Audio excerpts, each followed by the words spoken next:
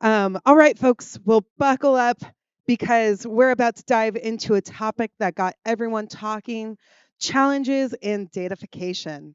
So now we all love data, right? It's like the magic sauce that powers everything from our favorite apps to groundbreaking discoveries. But let's not ignore the flip side, the real world with challenges that come with it.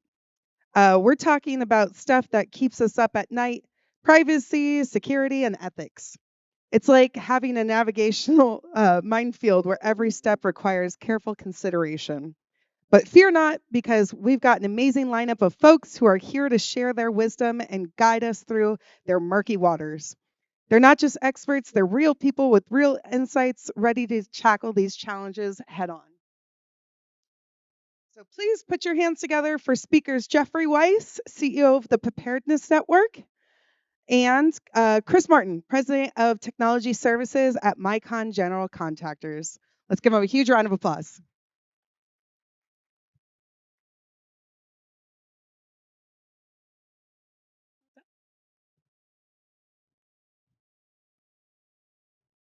You hear me all right? Testing one, two, three. We're going to meet each other for the first time. Meet you for the first time. I have a mic coming up for you.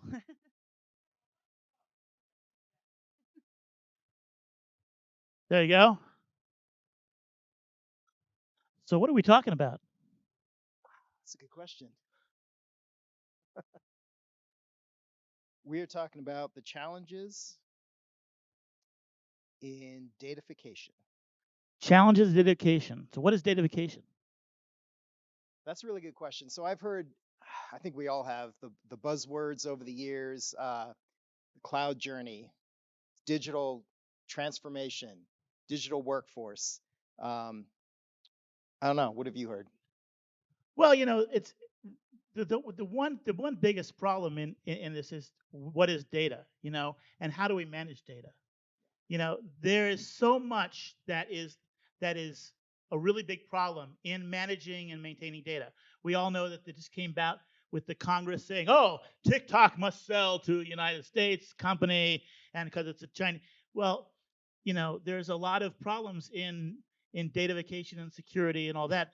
Is China really the problem, or you know is Facebook just as bad of a threat as China is? Because when you have your data when your data is being captured by TikTok, it's also being captured by all the other platforms, Correct. and they are monetizing that platform. When you have a Gmail account, they say people think that's free.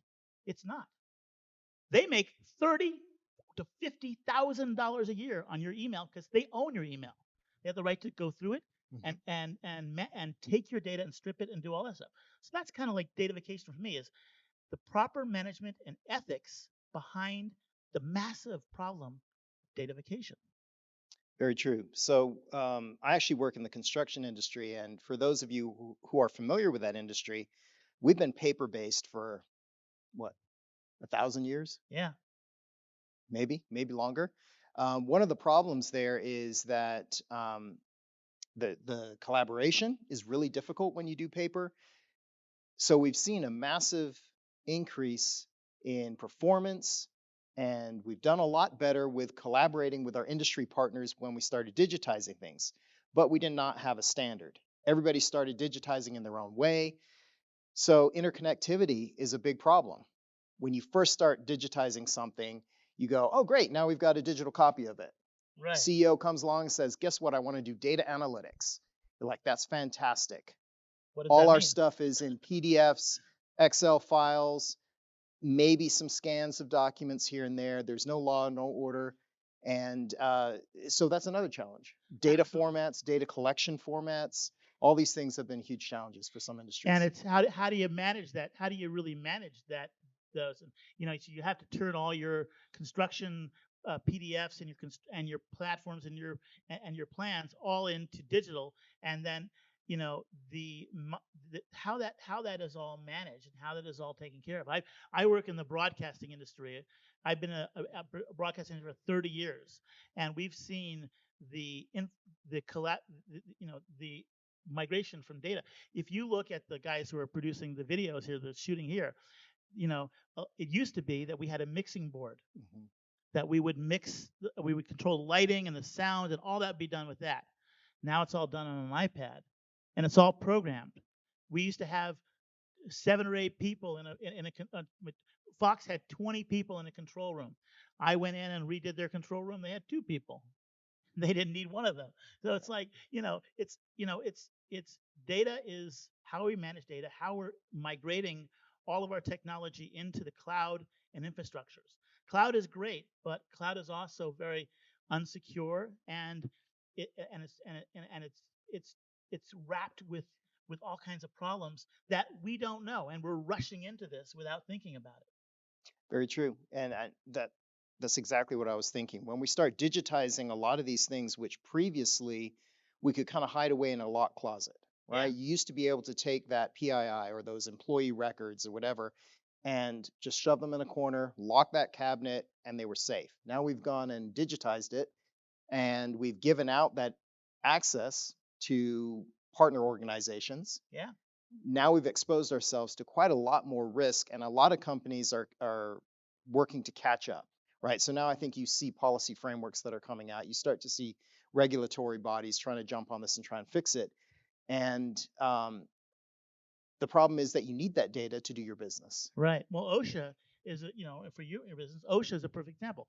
OSHA has been, is going to go 100% digital by 2026. That's their mandate. Whether they'll make it or not isn't, no, but that's OSHA going that. But then OSHA, all the employers like you have to now go digital and now do all their forms, all the reports that they reported. Now they have to transfer that from where they did it on paper to now digital, and they have to scan all that in and Hmm. put that in a database. Have an OCR program, optical character recognition program. Turn those into text fields so they can capture that properly, and all that has to be done at your expense. Of course, OSHA's not going to pay you. They have to require you to do that. And if you don't do that, when they say, you It's know, penalty. Yeah, that's another interesting discussion topic. The At what point in time do we force change? And at what point in time do we catch up to change? And I think right, that's the conflict we see very much in the digital transformation space right now. Certain regulatory bodies say, hey, in order to accomplish these goals, we have to have this change. And we're fighting against everybody else who's like, but that's going to cost me money. Who's going to pay for that change? It's worked fine this way. So that's a real struggle that we see yeah. that, who's going to foot the bill for this change? That's one on my end. It's all about it. It's all about manage. I've been I've been a member of SMPTE, which is Society of Motion Picture and Television Engineers, and one of the committees that I've been most really involved with is the data management, the asset management committee that does the standards for media asset management for the entertainment industry. But it's the responsibility of who is in charge of this data. I could go back to the first thing I brought with TikTok, with Facebook, and with Twitter and YouTube, all these platforms with Microsoft and Google. We're giving them all this data, and they're monetizing it, and they're controlling. Everyone knows you go on a TV, and all of a sudden your ads pop up on your computer for whatever you're watching. We all seen that all the time. That is metadata. They know everything about you. They know when you're connected to your phone to your TV, and your kid's watching Disney, and your little 5-year-old kid is connected to that phone. They're analyzing, capturing data on your children. And when you go to the supermarket and you swipe your card, they know that. When you get in your car, your smart car, they know that. They know all that data is connected and being analyzed. And who's in charge of that data, and what is their ethical responsibilities? And there's a big push for doing a global ethical responsibility on metadata. And so Mhm. it's a big thing. Yeah, unfortunately, up until now, the drivers of data collection have not been altruistic. Yeah. They've been commercial. So you've got the likes of Google who have been collecting information so they can sell you better ads or so that you have a better conversion rate. Um, it would be very interesting to see a more altruistic approach to data collection where it's genuinely there to help and improve And I was kind of hopeful when OpenAI originally came out, and that was their original intent, was that we're going to protect the human race and all of that. And then business kicks in, and reality of Business, who's politics. financing it. Yeah. So where I'm especially excited though is I think in the medical space, while I've seen a lot of practitioners there, they are motivated by some measure of funding and things like that. I think a lot of them are motivated by better outcomes, Yeah. which is to me a much better approach to your data, because at the end of the day, you're trying to fix something for people, not for profit. Right. And that's where I would like to see more people go, right? Where we go, this is for the betterment of all, and it's not so I can make a buck. Yeah, unfortunately, that we We live in do. this world, We and do. this world is all about making the buck and how we can, and not just about making the buck, but how we can control people and how we can, because people are really, the one thing you can do with data is instill fear, and fear is the one motivator that everyone throughout history is always uses to control people. Hitler didn't say hate the Jews at first; he said fear the Jews. You know, politics. Donald Trump didn't say watch out. There's some. He said, hey, fear the migrants. They're coming to rape us and kill us. Whatever your politics are, that was instilling fear. And by feeling fear, when people instill fear on you, they can then control you because you are the answer to their fear. And fear turns to hate. Hate is a manifestation of fear. So when we control metadata, we control the data that you're looking at, and I can then turn that into finding what your fears are, and then turn that into controlling you and focusing your fears into channels of hate, because it's much more easier to channel hate than it is to channel love, even though love is more powerful than hate. It's a good point. So something also to remember that data is our most valuable thing. Absolutely. Our data, the data about us, is the most valuable thing on the internet that we own, right? We may own assets and things like that, but knowing who we are, knowing what our preferences are, it's massively important to a lot of people. And there are legislations out there that are basically trying to change who owns that data, giving the sovereignty back to the individual as opposed to the platform that collected it, Yeah. which I think is a really interesting move. Because really, fundamentally, we should own our own data, just like we should own our own DNA, or we should own our own, blood type or whatever. To give the data back to the individual that it's about, or who's the principal in that discussion, rather than to a company who's going to use that data. What if we change the world to where those companies had to pay you to use your data in research? Yeah, but then it goes into because so you say medical data. So we all have, many of us have iWatches, and iWatches have an EKG. That EKG system is Mhm. sent back to the company. Your insurance company gets that and says, oh, this guy has a bad EKG. He's subject to having a heart attack. Let's lessen his coverage, Mhm. because so But you but you but let me give up play your to the other side. data, but your data then be used against you. What if you're a healthy person and they get that information back and they say, you know what, you have good healthy habits. You eat right, you live a healthy lifestyle, you're not as big a risk to this insurance company. Yeah. Is there a benefit there, or does the risk outweigh the benefit? That is a good question, and how that is done. But I think that mostly they use it to. I mean, they use it for the good or the bad. But the thing is that people voluntarily give up their Mhm. things. We go down these rabbit holes of giving up our rights so easily. You know, people throughout history have been swallowed up by dictators and people because it was so easy just to give a little bit, and then just a little bit more, and then just a little bit more, and pretty soon, no one cried for these people when they came for them, and they didn't cry for those people when they came for them, and they didn't cry for these people when they came for them, but when they came for me, no, who was there to cry? Yeah, there's nobody left. So Yeah. that's going back to Shakespeare and all of that. Yeah, but I mean, there's definitely a risk with collecting data, putting more data out there.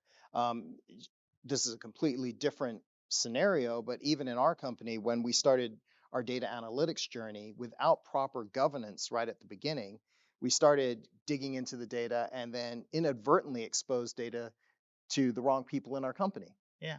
That's another example of how a risk that wasn't foreseen because we weren't experienced in it yet.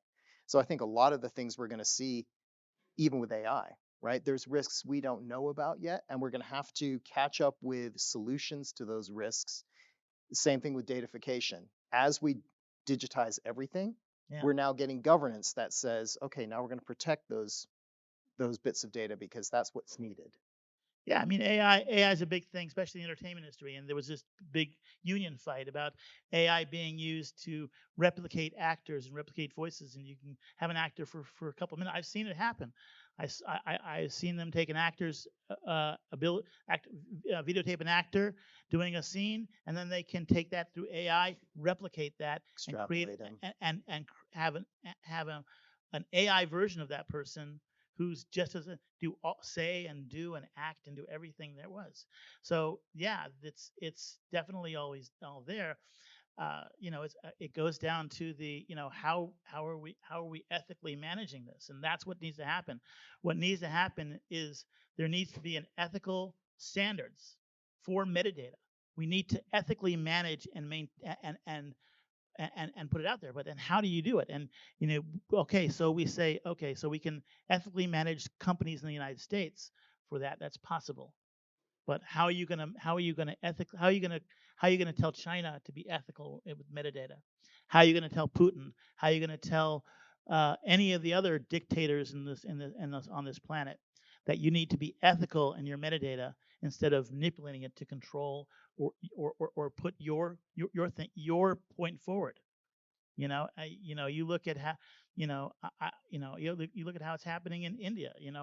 The amount of data that's being collected on the Indian people in India, and Modi defended a huge data center for collect. He's spending was it $20 billion creating a data center to capture and analyze data from his people and ours as well. Right. And India is a breath with many of the um, scammer people that are going out and scamming little old ladies in England or the United States or anywhere with of their hard-earned savings. Hmm. And that's all done through metadata. And they Yeah. used to have banks of people on phone calls calling people. They used to have all these with hundreds and hundreds of people in a building calling people. Well, the problem is some of these people felt really bad about cheating people out of things.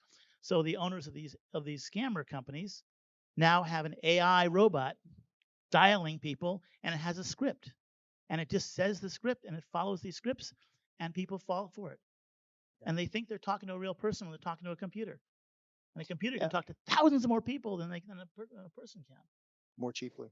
more cheaply. Yeah. But something to remember too is that we've been here before. We haven't been in this exact scenario before, but over time we've adapted. We've found the new risks. We found the new problems, the new things that have to be legislated, controlled, and adapted to. And then we've got smarter people, right? Remember when you first started trying to teach your parents or your grandparents how to use an iPhone? Yeah, It was such a foreign concept. Now they've had an iPhone for, we just found, almost 17 years. They're pretty familiar with the framework, the way it works. You get them a new one, it looks very similar. So I think we're going to get to the point where we will have good enough controls and there will be the right way to use data. But I think that journey is going to be turbulent, right? absolutely. I mean, you look at social media today and we talk echo chambers or we talk narratives and you talk all these different things. And today we just really don't have a good way. Everybody's trying to find a way to say, hey, let's minimize that without damaging free speech, right? Like, how do we do these things? How do we find these balances? And it's just going to be a turbulent time. I mean, look at history. Every Basically every 20 years, we have some kind of turbulent upheaval, Yeah. right? Things change. This is no different. We will adapt and we'll figure out how to work through it.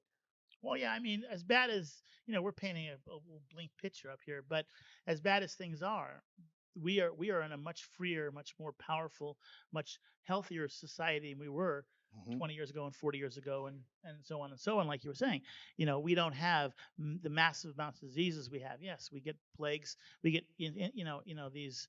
these COVID-19 things that come up. I heard about it a couple of years ago, and they come up. But basically, we are in a freer environment. Most of you people couldn't sit in this room 30 years ago. Yeah. And so we live in a better environment. We live in an environment where women are considered equals to men, pretty much. Getting there. Getting there. We're getting there. We're still working on it. But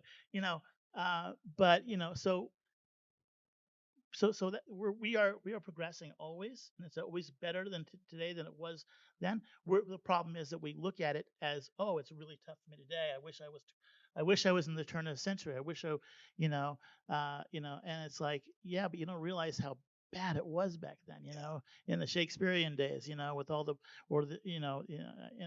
Alex went with my wife, had it a little bit ago, and he was like, oh, I wish I was back in those, and I was telling her, no, there was plagues and there was diseases and you weren't considered a person and this and that. And, but we look at that as a romantic time back then, but, we were in a better, but yeah, I mean, and there was, control on our thoughts back then. The church controlled everything we thought of. That the church told us what we could think. Yeah. Now the church does not tell us what to think, pretty much. Well, I mean, it has definitely improved the quality of life, and I think the balance to sort of the paranoia about the collection of data, and I think there should be a healthy hesitation there, but I do think that the balance to that is by building a smarter city, for example, using sensors, using IoT networks, we can actually better provide for those who are underserved, while at the same time conserving resources and making everybody's life better, just democratizing it a little bit more. It's just a question of, who gets there first? Do the good guys get there first, or does the, are we we are in a new arms race, right? And hopefully we win. Well, yeah, nuclear bombs are not really, because today's nuclear weapons don't spread massive radiations around. They we destroy also the area control they're in. it, right? But yeah, we control. Hydrogen bombs don't eradicate the areas with radiation. They destroy the areas that they're at for many years. But we don't have that. But we have we have all these movies about these robot revolutions and stuff like that. And I think we just got to make sure that when we're traveling down this rabbit hole, that we don't create the ministry of love, truth, and justice. We need to keep those ministries at bay, and really try to understand how we can ethically create standards that we can all abide by and all live on and all understand. And we got to spread the education about what metadata is, and give it back, like you said, give it back to the people so that they can control their own metadata. The problem is we have companies that'll give you a free email for your life story. Right. Nothing's ever truly free, right? It's was it Steve Jobs that said that? I think so. I can't remember exactly, but if it's free, you're the product, right? And I think people are getting smarter, right? My kids today are so much smarter than I was back then. They start to realize that, oh, this is a hook. This is what this is. And so that's why I'm cautiously optimistic that we will adapt to the risks, learn how to mitigate them, and I just hope we don't do too much damage in between. That's it. That's good. So what else is on our list to talk about? That's what's on our list. That's what's on our list. Any questions? Any questions from the audience? No, I guess not. So I guess we can continue the conversation. So tell us about what you do. What do I do? So I am a VP of technology for a general contractor. Okay. And we do industrial and commercial development. Uh-huh. And it's been a great journey for me going into a world that was kind of set back 10, 15 years in technology. And I loved Young's speech because it was just so true to my world, right? I'm trying to take technology and explain it to construction workers and bridge that gap between, you need to have multi-factor authentication. Well, I don't want anything on my phone. Big Brother's watching. It's not Big Brother. Like you have to do that whole conversation, and really having that communication is a thrilling journey, but at times it's frustrating. Yeah. Well, tell them that they're going to go from filling out that OSHA form that take them an hour to 10 minutes on the OSHA app. That's now. But yeah, I understand. I get that. But we're getting it's generational too, Yeah. right? And I've been extraordinarily impressed with our superintendent group, which they've been building for 30, 40 years without these tools. Yeah. They've been doing an amazing job, and now they've been kind of forced into using technology, but they've actually come such a long way. And we have a few of our older ones who are actually the champions of technology. Here's an iPad. Here's how you fill it out, those kind of things. And they've learned and adapted. Yeah.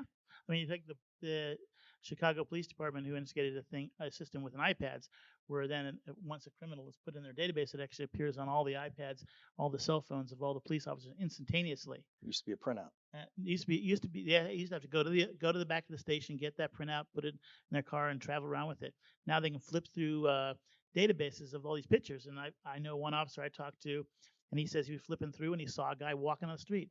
That's that guy, and he was able to catch that guy who was a pedophile. And so it can help us in a lot of ways, and it can do that, but we have to learn how to ethically manage it properly. I agree. So I'll tell you a little who I am. Oh yeah, question about there.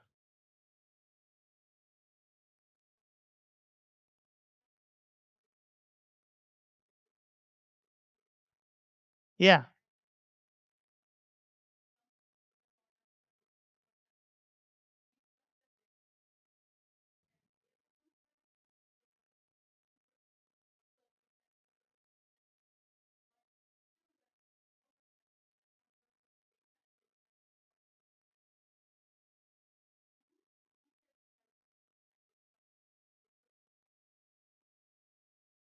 Well, decentralization. So her question was, how do we understand? How do we grasp? Let me see. I got here. How do we grasp this? All this. Everyone controls and knows your data with the with the datafication problem we have, and who's responsible for it. That goes back to different organizations like the SIMPTI organization that I belong to, and other organizations in other industries who are trying to create ethical standards for this. And there's actually in the G5 the G6 summit, that's one of the areas that is brought up is global ethical responsibility for metadata. That is one of the big topics that was done, and that was one of the topics that our Secretary of State was most involved in at that thing, and also Pete Buttigieg, when I think he was involved in that as well. So the U.S. is very involved in that, to some extent. But the global ethical metadata standards, creating responsible ethical standards for how countries and how companies globally handle that data, because it's not just a TikTok problem and a Facebook problem. It's a global problem, from Russian companies to Indian companies to companies in Brazil and everywhere. These companies, how are you collecting the data globally and being responsible? That's a big, big problem. And so we had a question back there too.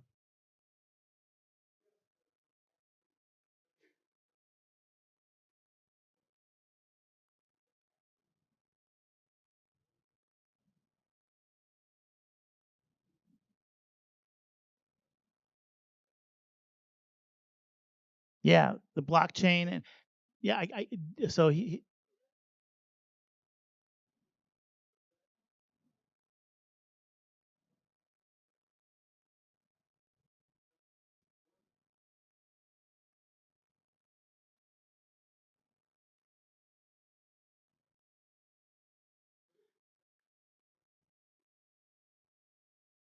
every day we collect more data that day than we did in the entire history of mankind or personkind. So without proper controls, you could actually make that worse, right? Now, storing it on the blockchain, that might be a great control. But to your point, if we just start decentralizing the data, more people have your data. Are all those people adhering to a good data standard? And we've seen from the last couple of years that's not the case, right? You might put your data in one system and then a contractor gets access to that data that contractor gets breached and the data is leaked, even if the primary holder of the data was responsible. So, um, Yeah, you put a code to how to build a nuclear bomb on a data center, and that data center gets hacked by some terrorist organization, and then next thing you know, that information is out there. So there's certain essential information that needs to not be decentralized and kept confidential, and it's just how do we do that? How do we do that? yeah, That's really central to everything we do. How are we kept? For instance, in broadcasting, there's laws and rules on how long data can be kept at a news organization. If a news organization shoots an event, a protest, in a square at a thing, and nobody in that square signed off to have that news media keep their data, keep their facial recognition, all that stuff. What is the responsibility of that news organization? How long can they keep it? And they can keep it for 2 years. So there's limits on how long they can keep it. They can keep it for proper news to broadcasting, because they were there broadcasting and you have a tentative authorization, but you did not give them the rights, so they can't keep it longer hmm, than that. So there are standards and there are ethical things on how you can do it, and certain things need to be decentralized and need to be free for everyone to get, and certain things need to have ethical locks on them so we can keep it properly in there. yeah. Any other questions? It was a good question, by Uh, the way. So I'll tell you a little bit who I am, so you can get an idea. I'm Jeffrey Weiss. I own a company called the Advantage Video Systems, and I've been a broadcast engineer for almost 30 years. I've built over 250 TV stations all around the country, actually all around the world. I built post facilities for video editing, motion graphic studios. I've built video graphic systems for things like Marvel Studios, big companies like that, to small companies like Asylum Entertainment, is famous for like Sharknado and stuff like that. And we build all their systems. And so I've been very involved in the broadcasting industry and also in esports, designing arenas and designing systems for esports, and helping develop some of the new technologies that esports is using and all this stuff. We just opened a brand new facility in Beverly Hills, near where I live, where we presented a whole new studio up there where you can come and create your own TV shows. And we have a TV network called Traverse TV, and you can actually create your own TV network there and create your own TV shows and do that stuff. And then on the left of that, I also developed. I've been a volunteer for over almost all my life. And so I wanted to help some companies that I worked with, and so I created a company called the Preparedness Network, and we go out and we do things like disaster preparedness training. How do you prepare for disasters, fires, floods, earthquakes, active shooter situations, and then how do you build a volunteer culture in your company? Because I'll tell you, if you want the three things that every company wants is to retain their best employees, attract the best employees, and to build their brand. And nothing does that like volunteering. And so how do you create that culture so a construction company can go out and volunteer correctly and stuff like that. And so we teach that. And then disaster preparedness training, extremely important. If you're not preparing for disasters, you're going to react to one because there's one coming to you. So, and how do you manage your data? How do you back up your data properly and stuff like that? So you have proper management data. But yeah, so that's a little bit of who I am. Yeah, awesome, awesome, very cool. Where are we at for time? Can't really see anybody in the So back what was there. the actual We got 10 10 minutes? So minutes. what was it? Go over the panel discussion title for us, so we can maybe pick up something else. So that was our discussion topic. It is. Oops, that's the wrong one. I don't have it here in front of me. My phone's over there. Hang on. Okay, it's challenges in datafication, privacy, security, and ethical considerations. Do you think we've covered that? I think we've covered that a little bit. I mean, it is really a big subject because how there's been a lot of challenges that we've worked with a lot of companies. I worked with, like I mentioned, one of the companies I worked with was Marvel Studios, and they've gone through several breaches where they've had so the big thing right now in broadcasting is editing on the cloud. And Mm. you have and so when they started editing on the cloud, and so what they'll do is they'll shoot their movies, put it on a server at on Amazon, and then their editors will log in remotely through terminals and will then be able to edit it. Well, they're sitting in a coffee shop, and some guy takes a screenshot of a raccoon shooting a machine gun. Next thing you know, it's on the internet. It's all blasted all over the place, and everyone knows that a Leaks. raccoon is shooting a machine gun, and it kind of hurts their movie and stuff like that. So there's also downloading copies of that. People have we all look and another discussion we can have in this set is torrent sites. We all see these torrent sites, Kick-Ass Torrents, Pirate Bay, and all these things like that. And so you put a movie up on that. You put a movie up on Pirate Bay. People download it, then they don't go to the movies, and it costs the movie industry money. It costs and everyone because there's tens of thousands of people that are involved in making a major motion picture. We 200 million dollar movie. There's over 10,000 people involved in making that movie. So when you say, oh, just gonna download that movie and I'll watch it, because I don't want to spend the $4 on Amazon to watch it, or this and that, that all hurts the movie industry and hurts the 10,000 people that are now now threatening their jobs. But on the other hand, you can look at the other thing is that they say some movies have been helped by that. There was I can mention Silent Entertainment. They had Sharknado. When Sharknado first came out, it was a dud. Sci-Fi put it out. It was one of the worst movies that came out. For people who watched it. Then they put it on. Then somebody put it on a torrent site. People started downloading it, and it gained some recognition. Then Howard Stern talked about it. And next thing they released it, and it was their biggest movie. And then they made 6 more of those. So if we're on the whole, piracy is a bad thing for the movie industry or any industry. You can look at books, publishing books. I can go to Amazon and buy a John Grisham's latest book, or I can go to a torrent site and download that book and basically steal that book. It's the So, same thing as going into Barnes and Noble and taking it off the shelf and stuffing your so would you pocket. say that's in the data privacy world, right? That's a flaw of datafication because now it's digitally exposed. Right. So it could go beyond just your movie assets, right? We're Right. talking about intellectual property. We start talking about um, digital art and those kind of things. Right.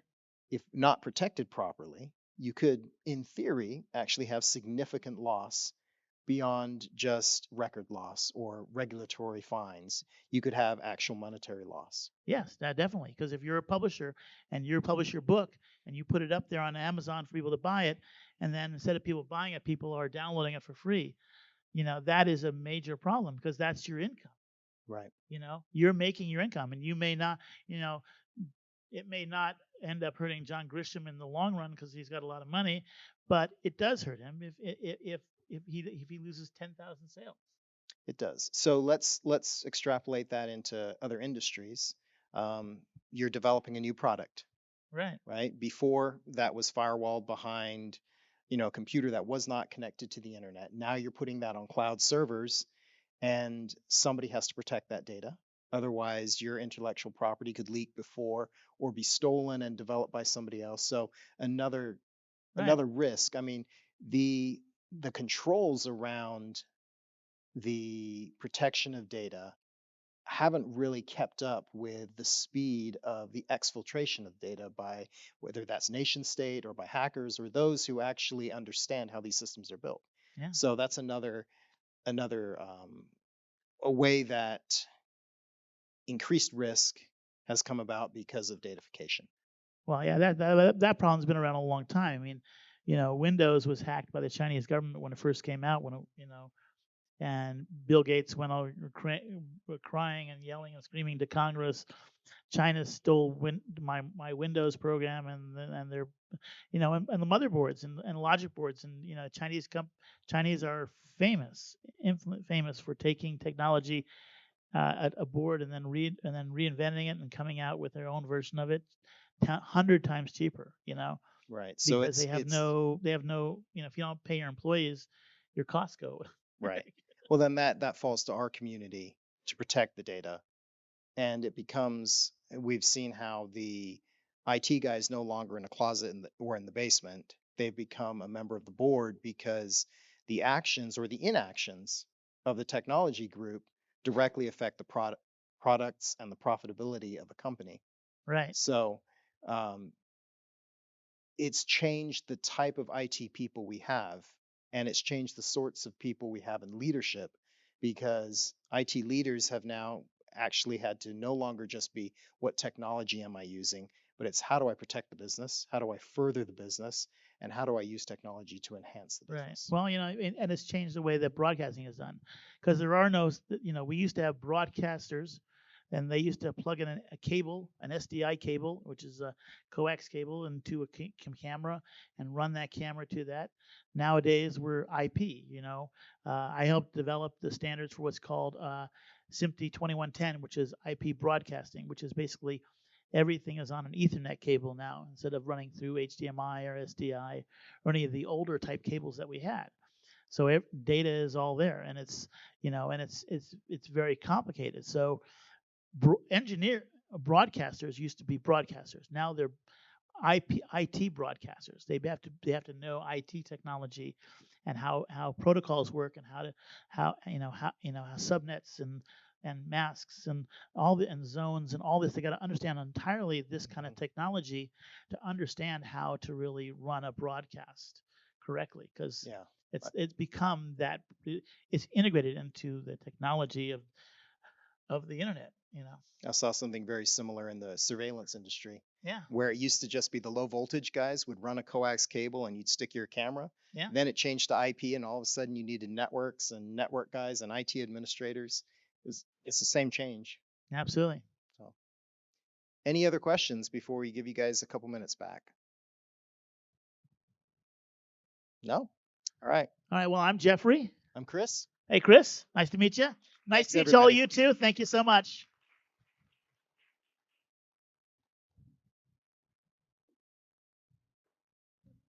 Give it up one more time for the gentleman. Thank you so much to Chris and Jeffrey. Perfect.